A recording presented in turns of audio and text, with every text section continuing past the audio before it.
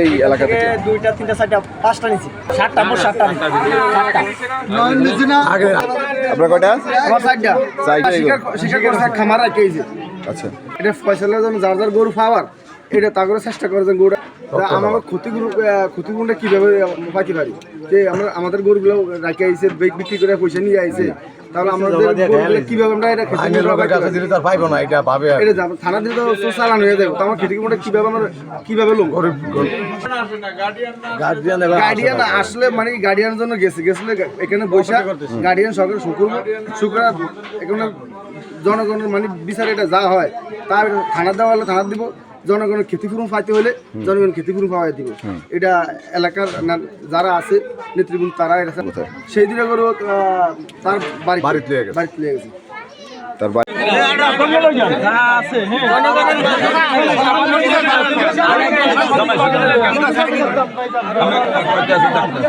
না শুরু জায়গায় মানুষই ধরছে। কাকে দিছে? ওখান থেকে নেতা ফেতা গেছে গরু দিয়ে দিছে। গরু দিছে আমার কাছে আর আমার চাচা গেছিল, আর স্বাস্থ্য ভাই গেছিল, ওর নাম পাবেল। বাবার নাম? বাবার নাম কামাল। সে এখন কোথায় আছে? সে আছে এখন হেফাজতে আছে। কার হেফাজতে আছে? আমার চাচার হেফাজতে। আপনার চাচা কোন নাম কি? চাচার নাম কি? ইকবাল। ইকবাল এই একজনই তো? দুইজন আছে, আরেকজনের নাম কি? দালাল বাজার মিজান আর ইমরান। মোট কয়জন? মোট 3 জন ধরা গেছে। 3 জন। ইমরানের বাপের নাম কি? তোর ওখান থেকে ধরেন আমরা টাকা নেতা করে টাকা দিয়েছি, 1,20,000 টাকা দিয়েছি, গাড়ি সহ নিয়ে এসেছি। সুবর্দ করবেন না পুলিশের এখানে আনছি, ধরেন এখানে নেতা ফেতা আমাদের এলাকার লোকজন আমরা আসতেছি, আপনারা চলে যান, আপনারা আসামি নিয়ে চলে যান। ওসি স্যারের সঙ্গে আমরা দেখতেছি, এদেরকে নিয়ে সমাবেশ করে এলাকার মানুষের জন্য মানুষ সময় দিলে আপনারা ওখানে থাকেন, ওসি স্যার বলেন আমাদের না কি করব এটা ওরা জানে, এলাকার মানুষ সবাই জানে।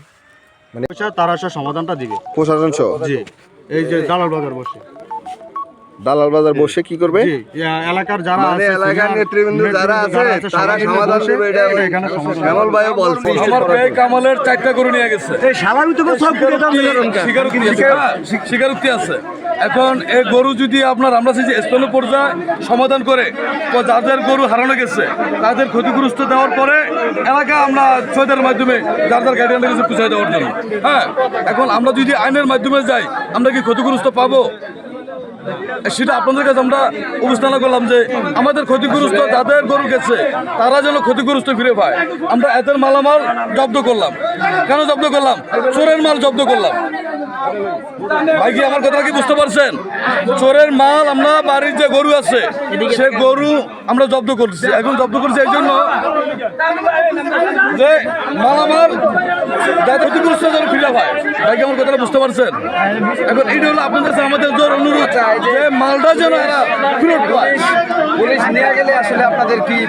পুলিশ নিয়ে যাবে, পুলিশ কাজ করবে, পুলিশ যেন যাদের মালামাল গেছে তাদের মালামালটা যেন বুঝাতে পারে।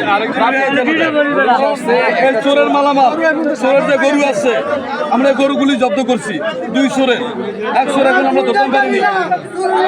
3 জন এর মালামাল জব্দ করছি, আরেকটা চোরের মালামাল জব্দ করছি।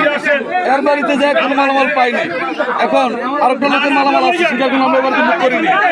এখন বিষয়টা হলো মালামাল আমরা জব্দ করছি, এই মালামাল আমরা কি করবো সেটা আইনের মাধ্যমে জানতে চাই। আমরা যে মালামালটা জব্দ করছি এই মালামালটা কি করবো সেটা আইনের মাধ্যমে জানতে চাই।